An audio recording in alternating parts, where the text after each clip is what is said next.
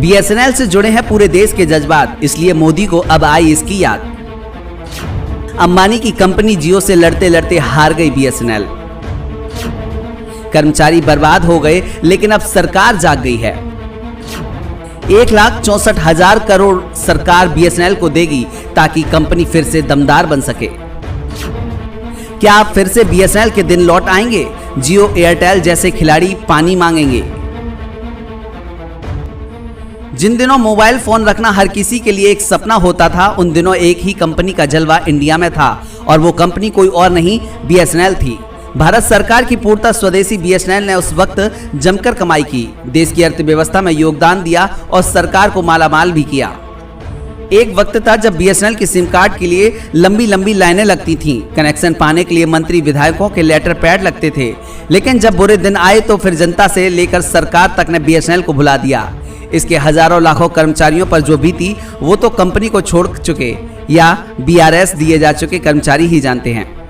BSNL को लेकर प्रधानमंत्री मोदी ने अब कुछ ऐसा फैसला किया कि यूपी के सीएम योगी से लेकर बिहार के नीतीश कुमार ने तारीफ कर दी। सरकार का फैसला क्या है ये हम आपको बताने जा रहे हैं, लेकिन पहले 30 सेकंड में ये समझ लीजिए कि आखिर बीएसएनएल की ऐसी हालत हुई क्यों और कौन जिम्मेदार है। दरअसल बीएसएनएल की मोबाइल सेवा 19 अक्टूबर 2002 को शुरू हुई थी। लॉन्च के कुछ समय बाद ही बीएसएनएल देश की नंबर 1 मोबाइल सेवा बन गई थी।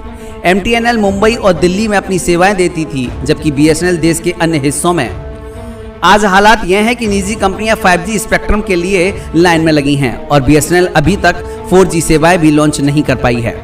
बीएसएनएल के पिछड़े रहने के पीछे 3 मुख्य वजह हैं: सरकारी दखल, लाल फीताशाही और स्पेक्ट्रम नीलामी में भाग नहीं लेना बीएसएनएल पर भारी पड़ा।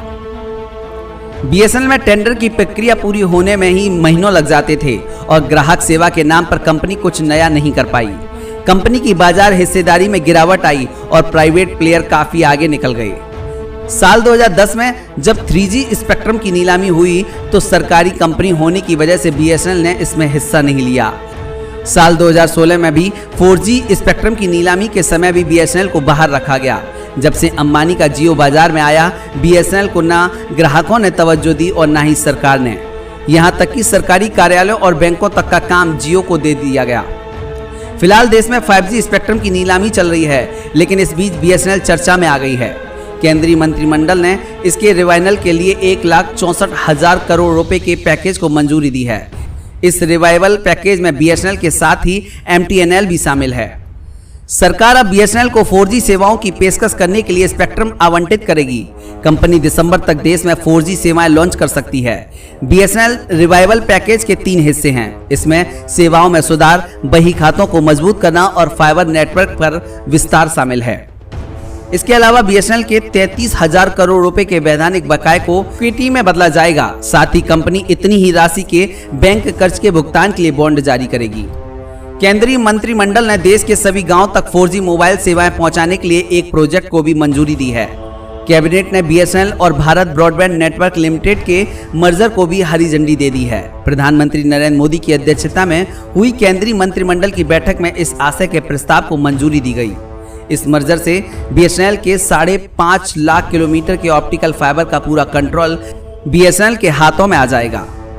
ब्यूरो रिपोर्ट, मीडिया हलचल।